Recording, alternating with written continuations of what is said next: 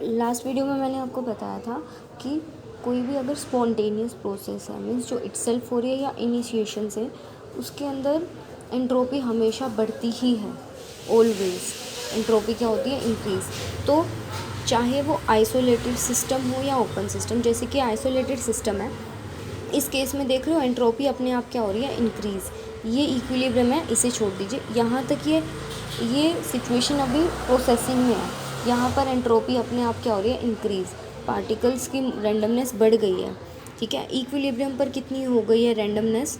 बढ़ ही नहीं रही, जितनी है उतनी ही है। तो इंक्रीज़ इन एंट्रोपी कितना आ रहा है? 0।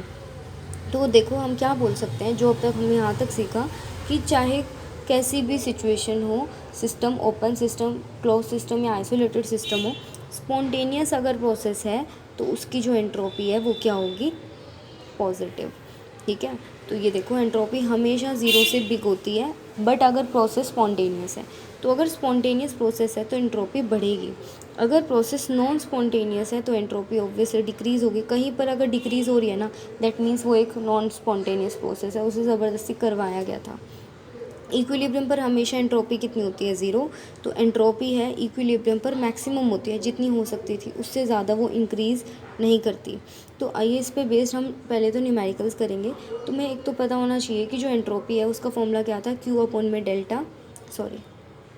Q by T, temperature Q by T. ये Q क्या है? हीट। तो देखिए अगर ये सिस्टम है, मान लो अगर सिस्टम है, हीट को एब्जॉर्ब कर रहा है, सिस्टम खुद हीट को एब्जॉर्ब कर रहा है, तो डेल्टा एस का फॉर्मूला क्या बनाएंगे? Q/T। Q क्या लिखेंगे? जितनी हीट उसने एब्जॉर्ब की। बट अगर मान लीजिए ये कोई सिस्टम है, ये हीट छोड़ रहा है, सिस्टम हीट छोड़ रहा है, तो फॉर्मूला क्या हो जाएगा? Q/T। मान लो इसने एनर्जी रिलीज़ की है 15, तो बोलेंगे -15 या -15 लिखेंगे क्योंकि सिस्टम एनर्जी छोड़ रहा है। बट अगर मैंने एंट्रोपी सिस्टम की पूछी ही नहीं, मैंने तो सराउंडिंग की एंट्रोपी पूछी है। मैंने बोला 15 एनर्जी सराउंडिंग में जा रही है, तो सराउंडिंग तो क्या कर रही है? एनर्जी को गेन कर रही है। तो Q ऑफ सराउंडिंग कितना होगा? +15, क्योंकि सराउंडिंग को इस बार हीट मिल रही है। तो और मैंने एंट्रोपी भी सराउंडिंग की ही पूछ ली है, तो वो किसके इक्वल होएगी? 15/T। ये 15 प्लस क्यों आ रहा है? क्योंकि इस बार एंट्रोपी सराउंडिंग की पूछ रखी है, ना कि सिस्टम की। तो जब सराउंडिंग की एंट्रोपी पूछ रहे हैं और सराउंडिंग भी एनर्जी को क्या कर रही है? एब्जॉर्ब, तो वहाँ पर कैसा सिंबल आएगा? प्लस। तो देखो कुछ क्वेश्चन सॉल्व करेंगे। फर्स्ट क्वेश्चन है आपका, अगर एक आइसोलेटेड सिस्टम है, इंटरनल एनर्जी बढ़ नहीं रही है, तो एस क्या होगा? तो पहले मैंने अभी थोड़ी देर पहले कहा था, मान लो ये कोई आइसोलेटेड सिस्टम है, इनमें पार्टिकल्स में कम कम कुछ एंट्रोपी थी सबकी, ये ए पार्टिकल, ये बी पार्टिकल, मैंने बीच के ये कनेक्शन को खोल दिया है, तो ये क्या होगी? एंट्रोपी इंक्रीज़, ठीक है। एंट्रोपी क्या होगी? इंक्रीज़। और सिस्टम में से देखो ना एनर्जी बाहर गई, ना बाहर से एनर्जी अंदर आई, ना मैटर बाहर गया, ना बाहर से अंदर आया। तो आइसोलेटेड सिस्टम है तो उसकी एंट्रोपी क्या होती है? पॉजिटिव।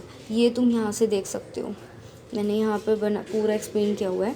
आइसोलेटेड सिस्टम की जो एंट्रोपी है वो कैसी होती है? पॉजिटिव। तो ये तुम्हें करना है। तो फर्स्ट क्वेश्चन हो गया। सेकंड क्वेश्चन में पूछा है कि 2 एटम थे Cl के। एटम कैसे होते हैं? अनस्टेबल। और वो ना मॉलिक्यूल बन गए, तो वो स्टेबल नहीं हो जाएंगे?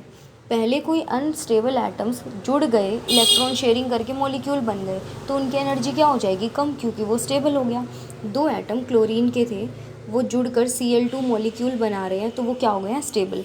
पहले इनकी एनर्जी हाई थी, मान लो 100, दोनों की मिलाकर, और अब वो स्टेबल हो गया, उसकी एनर्जी हो गई है मान लो 80। तो एनर्जी का लॉस होगा या गेन? Obviously loss. तो हम कैसे निकालेंगे चेंज इन एंथैल्पी? 80 - 100, तो आंसर माइनस में आ रहा है। तो इसमें पूछा है कि H का क्या साइन होगा अगर ये रिएक्शन हो रही है, तो 2 क्लोरीन मिलकर Cl2 मॉलिक्यूल बना रहे हैं, तो डेल्टा H क्या आएगा? Obviously negative. क्यों आएगा? क्योंकि वो स्टेबिलिटी की तरफ जा रहे हैं। नंबर 2, 2 पार्टिकल्स थे, अब एक बन गया बड़ा सा पार्टिकल, एक पूरा एक मॉलिक्यूल बन गया, एक सिंगल चीज़ बन गई है 2 चीज़ों से, तो फिर एंट्रोपी क्या होगी? एंट्रोपी क्या हो जाएगी? 2 चीज़ों से कम। पहले एंट्रोपी 2 पार्टिकल्स की वजह से ज़्यादा थी, 2 पार्टिकल ज़्यादा मूवमेंट करेंगे, बट जब वो एक पार्टिकल बन जाएगा तो मूवमेंट्स क्या हो जाएंगी? कम, एंट्रोपी कम हो जाएगी। पहले मान लो इन सब की एंट्रोपी कितनी थी? 5 यानी कि 10 थी, पर वो सिंगल पार्टिकल क्या करता है? रैंडमनेस कम करता है, तो डेल्टा एस कितना आएगा? वो भी क्या आएगा, नेगेटिव। तो एंट्रोपी भी कम हो रही है यहाँ पर, एनर्जी भी कम हो रही है। तो ये देखिए एनर्जी भी डिक्रीज, इस क्वेश्चन में पूछा था एच और एस के क्या साइन होंगे, तो ये भी नेगेटिव, ये भी नेगेटिव। एक्सप्लेनेशन यहाँ से रीड करना। ओके, नेक्स्ट क्वेश्चन है हमारा कि आपको इनकी स्टेबिलिटीज़ पर कमेंट करना है, NO गैस की स्टेबिलिटी पर कमेंट करना है। तो देखिए नाइट्रोजन ऑक्सीजन मिलके NO बना रही है, फिर NO दोबारा ऑक्सीजन, ये एक सिचुएशन दे रखी है। तो अब ये देखिए इस रिएक्शन में, पहली वाली रिएक्शन में आंसर प्लस में दिखा रखा है, मतलब जब रिएक्टेंट से प्रोडक्ट बने तो एनर्जी बढ़ी है। मान लो इन दोनों की मिलाकर पहले एनर्जी 50 थी, बाद वाली एनर्जी कितनी है, सपोज करो 100 है, क्योंकि उसमें बोला है कि एनर्जी बढ़ी है, 90 बढ़ी है ना, तो 50 में 90 ऐड करो 140, तो मान लो 140 एनर्जी प्रोडक्ट की है। तो बताना प्रोडक्ट अनस्टेबल नहीं हो जाएगा, क्योंकि उसकी एनर्जी तो बढ़ी है। तो फर्स्ट इसमें पूछा है NO की स्टेबिलिटी पे कमेंट करना है, तो हम बोलेंगे कि फर्स्ट रिएक्शन में NO, जो NO चीज़ है ना वो अनस्टेबल है, अनस्टेबल, ठीक है।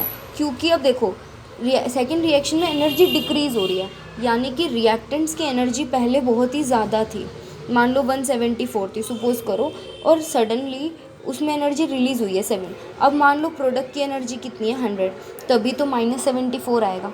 तो आप देख सकते हो इन दोनों की मिलाकर पहले एनर्जी ज़्यादा है और प्रोडक्ट की एनर्जी क्या है, कम। इसका क्या मतलब है कि NO यहाँ पर NO शामिल है, NO अनस्टेबल है, उससे बनने वाला NO2 क्या है, स्टेबल। तो पूछा था NO की स्टेबिलिटी, तो हम बोलेंगे कि क्योंकि फर्स्ट रिएक्शन में एनर्जी एब्जॉर्ब हुई है, तो हमें साफ साफ दिख रहा है NO अनस्टेबल है। सेकेंड रिएक्शन में एनर्जी रिलीज़ हुई है, यानी एनर्जी वो स्टेबल हो गया है, तो NO क्या बन गया, NO2, और स्टेबल हो गया है। अगर NO2 ज़्यादा स्टेबल है, इसका मतलब NO की स्टेबिलिटी पे कमेंट करना था, तो हम बोलेंगे NO इज़ अनस्टेबल। तो आंसर इस पूरे क्वेश्चन का आंसर क्या है, NO अनस्टेबल है, जो कि स्टेबिलिटी पाने के लिए क्या बन जाता है, NO2। NO इज़ अनस्टेबल, और इसलिए वो स्टेबल होकर क्या बन जाता है, NO2। ये 12th में भी आएगा। एंड लास्ट क्वेश्चन ये वाला, कैलकुलेट द एंट्रोपी चेंज, यानी डेल्टा एस निकालना है इसमें इन सराउंडिंग, यानी किसका निकालना है आपको, सराउंडिंग का डेल्टा एस निकालना है जब H2O बनता है। H2O जब बनता है यानी कि कहीं पर वाटर की फॉर्मेशन हो रही है, और आपको ये बताना है एक सिस्टम में ना पानी बन रहा है।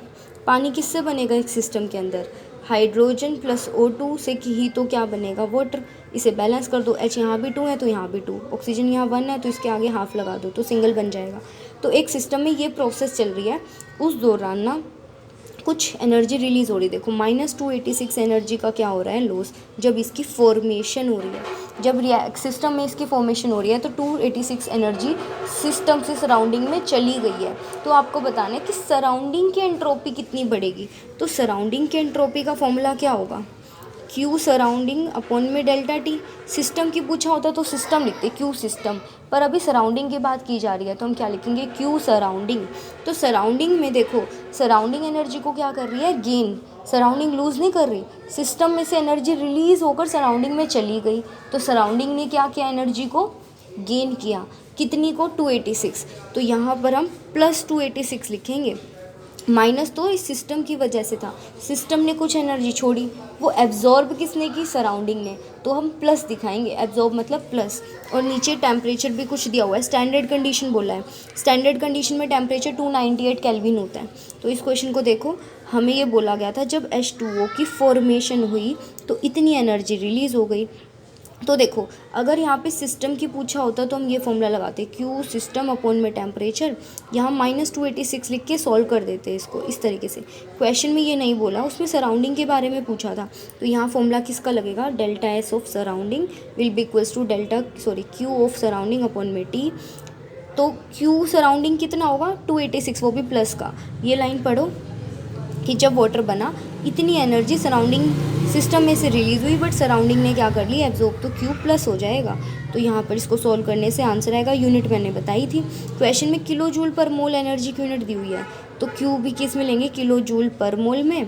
नीचे क्या है, नीचे टेम्परेचर केल्विन में है, तो केल्विन ऊपर जाएगा तो ये वाली यूनिट बन जाएगी। तो आपको ये न्यूमेरिकल सॉल्व करने